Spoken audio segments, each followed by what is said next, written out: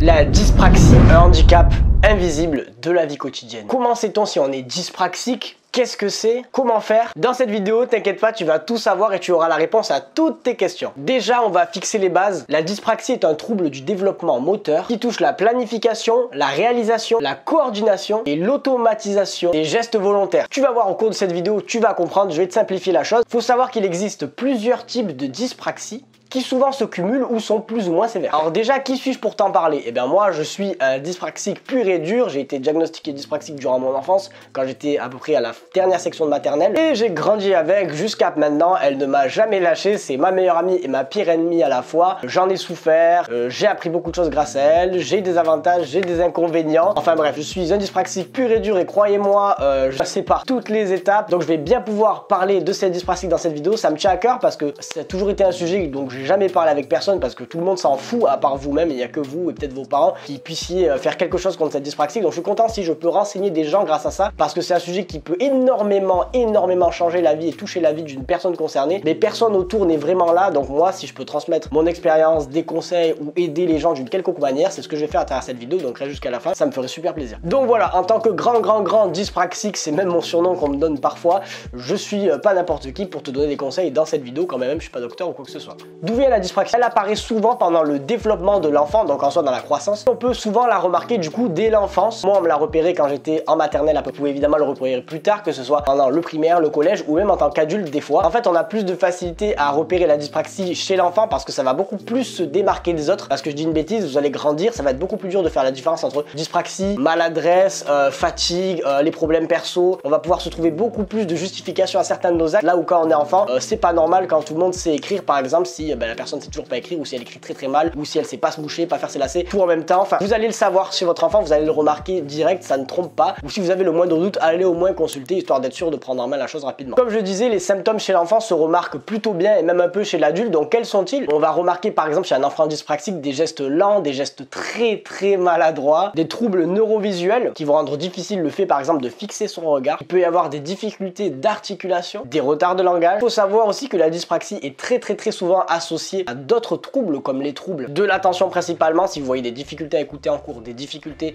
de concentration à écouter, perte de l'attention ultra rapide, ça en fait partie. Mais aussi la dyspraxie est très souvent associée à d'autres dyslexie, dyscalculie, dysorthographie, etc. En général quand vous êtes dyspraxique vous avez souvent d'autres dys avec. Pour mon cas je les ai littéralement toutes, elles sont juste différentes intensités. La dyspraxie c'est à 100%, dyslexie 40, dysorthographie 80, etc. et souvent comme ça. La dyspraxie par contre n'est pas liée du tout au développement intellectuel, donc il va pas y avoir de retard intellectuel, il va pas être moins intelligent que les autres. Au contraire, la plupart des dyspraxiques ont un haut potentiel intellectuel. Donc ce sont des gens qui vont pouvoir être un peu à la manière des surdoués, très intelligents, très développés, très avancés dans certains domaines. Mais évidemment, ça correspond pas trop à ce qu'on attend de l'intelligence académique, donc pour tout ce qui est les études, etc. Et c'est là que c'est pas pratique. Et c'est pour ça qu'il faut un accompagnement, parce qu'il faut pas commencer à croire qu'on est con alors qu'on a juste des problèmes manuels, techniques, etc. Mais tout ça, on y vit. Les dyspraxiques, en fait, ils sont souvent dans une démarche plus artistique, plus émotionnelle et éloignés des esprits logiques très carrés. Ça explique en fait les grosses difficultés notamment avec les études parce que on va avoir beaucoup de mal avec les mathématiques, avec la géométrie, avec les tracés, avec tout ce qu'on apprend à l'école, découper, écrire, surligner, surtout à l'école primaire et à la maternelle. Et donc forcément ça va directement commencer à vous éloigner petit à petit des études, difficultés de l'attention, etc. Et c'est ça qui donne l'impression de ce décalage avec l'intelligence académique, les études, les cours,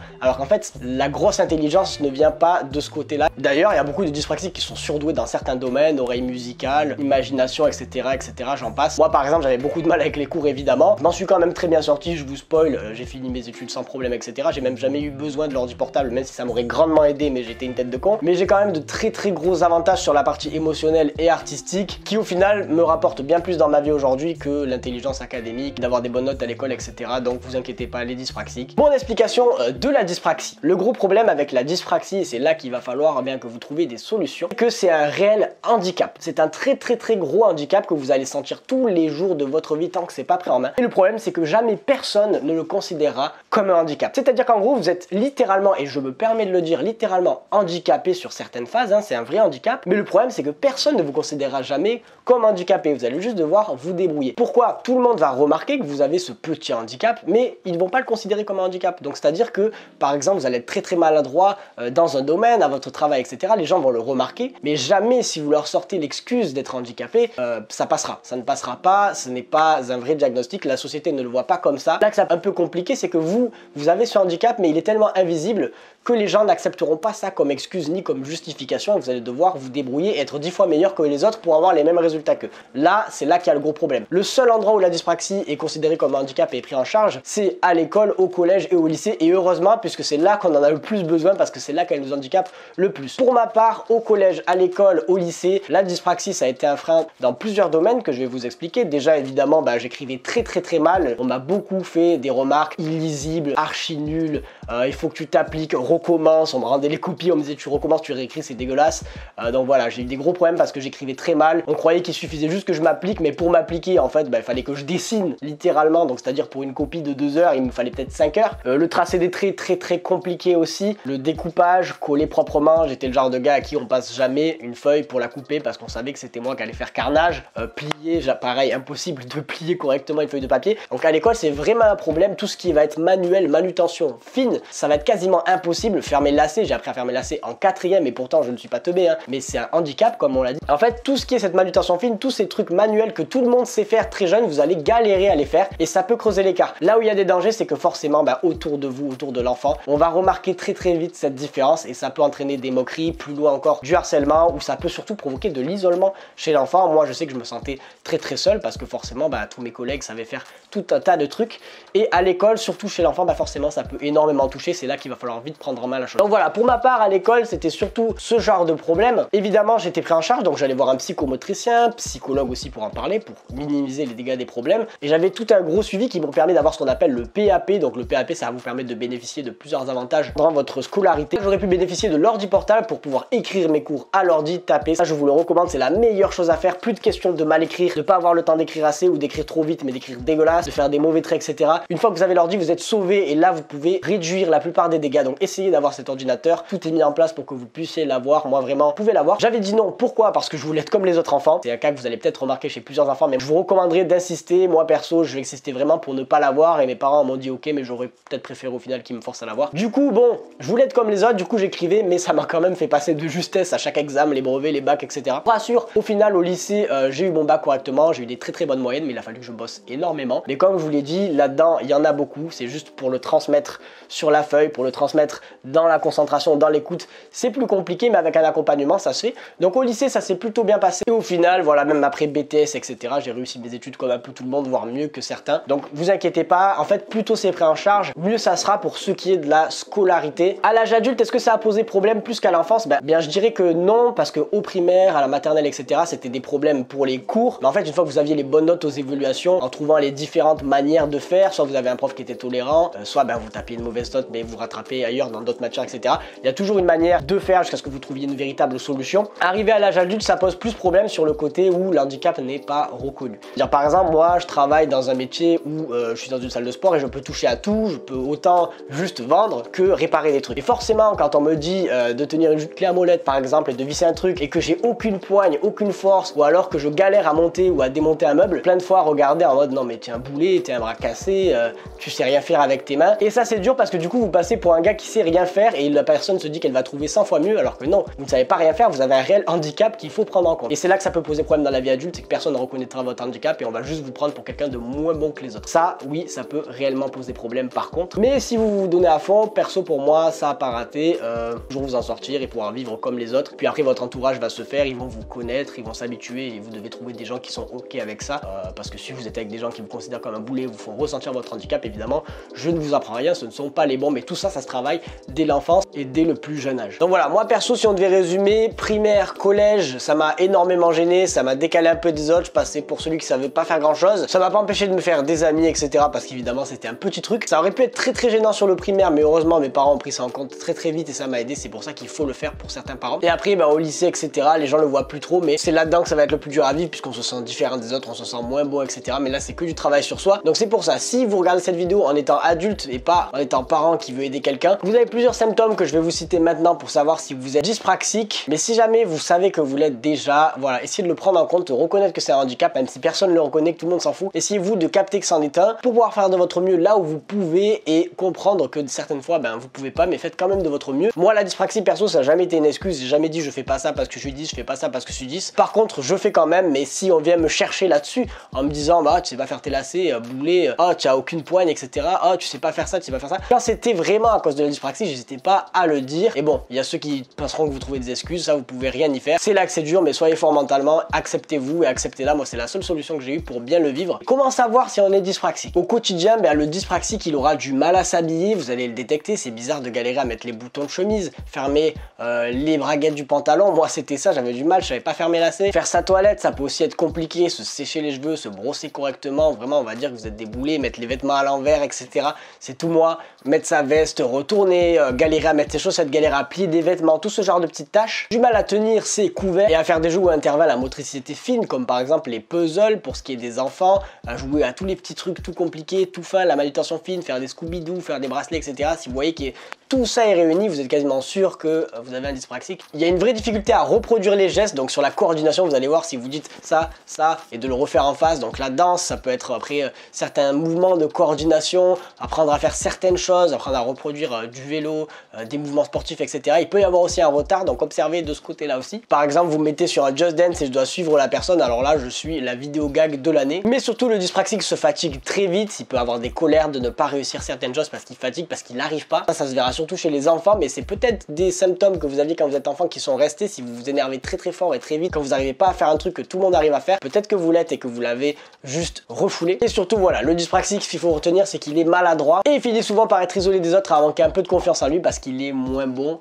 sur le papier, parce qu'il a ce handicap-là. Et c'est là qu'il faut les aider. À l'école, forcément, du coup, il aura du mal à écrire, à reproduire les formes géométriques, mais encore du mal sur l'orthographe, la conjugaison, la lecture, les maths, la géométrie, bref, c'est la merde pour l'école. Mais il y a des outils, voilà, qui peuvent être mis en place pour vous aider, les PAP, etc. N'hésitez pas à vous renseigner. Les petits symptômes aussi que vous pouvez repérer du quotidien, on va avoir les difficultés à faire son cartable, à s'habiller, à se moucher, à être organisé, utiliser une clé pour déverrouiller une serrure, tous les petits mouvements vraiment très fins, mettre la table, se servir à boire, se coiffer, faire des signes. Donc voilà, ça c'est les symptômes les plus faciles à trouver et dans les plus profonds que vous pouvez avoir, vous pouvez observer pour savoir si quelqu'un est dyspraxique, vous allez avoir ce qu'on appelle les difficultés visio-spatiales. Ça veut dire que le dyspraxique peut avoir un mauvais repérage dans l'espace, en particulier dans les lieux peu familiers, donc se cogner beaucoup, ne pas voir que le mur était juste là et hop, vous vous cognez. Ça peut être plein de trucs comme ça, difficulté à se repérer, en orientation, être complètement perdu, ou encore sur une feuille, faire un trait et ne pas se rendre compte qu'il est juste au-dessus. Ou alors vous savez quand il faut dans un tableau, regarder quelle colonne, alors là s'il n'y a pas pire, vous galérez complet. Donc tout ça, ça va avoir des répercussions, donc il y a un manque d'autonomie, le dyspraxique quand il est enfant, si vous le laissez se débrouiller tout seul, il va 100 fois plus galérer que les autres. Et non, là je vois certains se dire, bah alors il faut le laisser comme ça,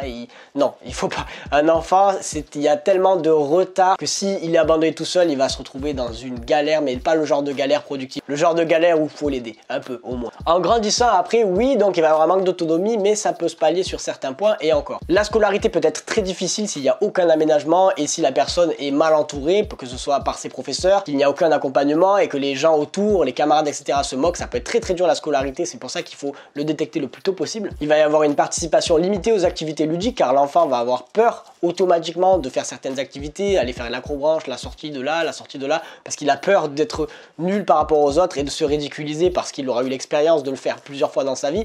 Donc ça peut se détecter chez ce genre de peur, ou alors si vous avez ce genre de peur, ça vient peut-être de là, de ce que vous avez pu vivre dans votre passé lié à ça. Difficulté d'organisation, mal organisé, pas rangé, tout qui est en bordel, ça peut être un milliard de choses, mais voilà, difficulté d'organisation qui provient aussi de ça. Très grande irritabilité et fatigabilité parce que le cerveau, il se donne à fond pour essayer de coordonner ce qui se perd sur la route, entre ce qu'il envoie de votre cerveau jusqu'au geste. Comme ça se perd, il y a une énorme fatigue qui découle du coup du manque d'attention et de la perte de concentration très facile. Mauvaise estime de soi du coup qui va être renforcée par toutes les expériences. Ça peut malheureusement mener à un isolement social, à des risques de dépression grave. Et par la suite du coup des difficultés de savoir-faire professionnel, comme moi j'en fais les frais par exemple quand il faut bricoler à mon travail et que je passe pour le gros boulet de service qu'il faut surtout pas appeler pour faire des heures sup s'il y a besoin de réparer quelque chose. Ça peut être en effet difficile, mais bon, vous pouvez vous en sortir, mais là il va falloir compter un peu plus sur l'entourage autour, c'est ça qui est problématique dans ce handicap. Donc maintenant que voilà, vous savez un petit peu comment détecter la dyspraxie, que ce soit sur un enfant, sur quelqu'un ou vous, quels peuvent être vos symptômes que vous avez vécu dans votre enfance ou qu'est-ce que vous faites encore maintenant, que vous avez un petit peu mon expérience. Alors maintenant, à l'heure qu'il est, qu'est-ce qui s'est arrangé et qu'est-ce qui ne s'est jamais arrangé niveau dyspraxie? Ce qui s'est arrangé, c'est tout tout ce qui va être écriture, etc., je vais avoir tendance à plus m'appliquer. Je sais que je suis un boulet sur tout ce qui est manuel, que c'est un handicap, alors je m'adapte. Quand il faut écrire, j'essaie de me poser beaucoup plus, de m'appliquer. Alors je n'écris pas bien, mais du coup je limite la casse. Quand il faut faire des traits, etc., je sais que je vais être un boucan, je prends des règles, je prends tout le matériel, c'est quand même raturé, mais c'est mieux que ce que j'aurais pu faire. Quand je dois faire des gestes de manutention fine, et ben soit je demande à quelqu'un de m'aider pour mettre les petits bracelets,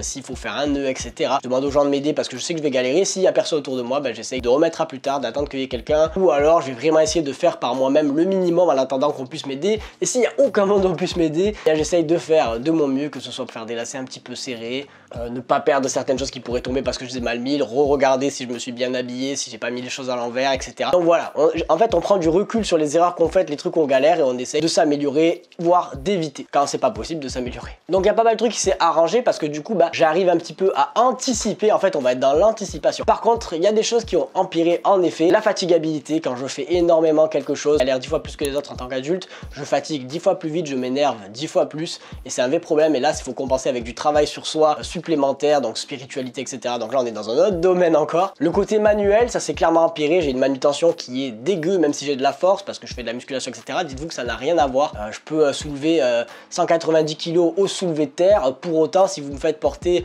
un carton qu'il faut prendre avec 2 prises comme ça, je vais le faire tomber en premier devant n'importe qui. Donc la manutention c'est le gros bordel, bricoler des trucs, etc. C'est quasiment devenu impossible pour moi d'utiliser mes doigts comme ça. Ils servent à rien, c'est vraiment des gros boudins. C'est assez terrible. Les difficultés à s'habiller, tout ça, ça va, ça s'est surmonté assez rapidement. Dans les choses qui se sont empirées aussi, on a les troubles de l'attention. Ça c'est vrai que je fatigue très vite comme je l'ai dit, et j'ai très rapidement tendance à perdre ma concentration, à aller ailleurs, à vaquer à d'autres occupations, et du coup j'essaye de me reconcentrer chaque fois que je vois que je perds mon attention, mais ça aussi c'est compliqué. La dyspraxie c'est un handicap qui malheureusement n'est pas reconnu, et c'est ça qui va entraîner la plupart des souffrances autour de ce problème. Donc il faut le prendre en main le plus tôt possible pour éviter à l'enfant de souffrir plus qu'un adulte ne pourrait souffrir. Et si vous êtes adulte, il faut vous battre, essayer de trouver les raisons et les améliorer. Moi, j'en ai bien chié, mais aujourd'hui, elle ne me dérange pas plus que ça. J'arrive à faire comme les autres. Donc, vous inquiétez pas, il y a énormément d'espoir. Vous avez sûrement du talent, voire plus de talent, voire énormément. Juste arriver à le mettre en place entre votre cerveau et les mains. Évidemment, je vais pas trop rentrer dans les détails. J'ai essayé de mixer entre la science et mon expérience. Pas besoin de venir me taper sur les doigts parce que j'ai pas dit certains termes. Je suis pas du tout psychomotricien, etc. Mais j'essaye de vous aider, de vous apporter des petites clés qui m'ont pu me servir, vous dire mon ressenti, ce qui a marché, ce qui a pas marché, ce qui est bien, ce qui est pas bien, ce que moi je vois, ce que moi j'ai vu, ce que moi j'ai eu. Si vous voulez qu'on parle plus en détail de la dyspraxie ou de certains détails, n'hésitez pas à me poser le maximum de questions, je vous y répondrai soit dans une vidéo FAQ, soit directement sur Instagram. Alors ajoutez-moi sur mes différents réseaux, je vous mets tout ici, venez surtout sur Instagram. J'espère que la vidéo vous a plu et que j'ai pu vous aider. N'hésitez pas à lâcher un like, on se dit à très bientôt. C'était Evansito, ciao ciao.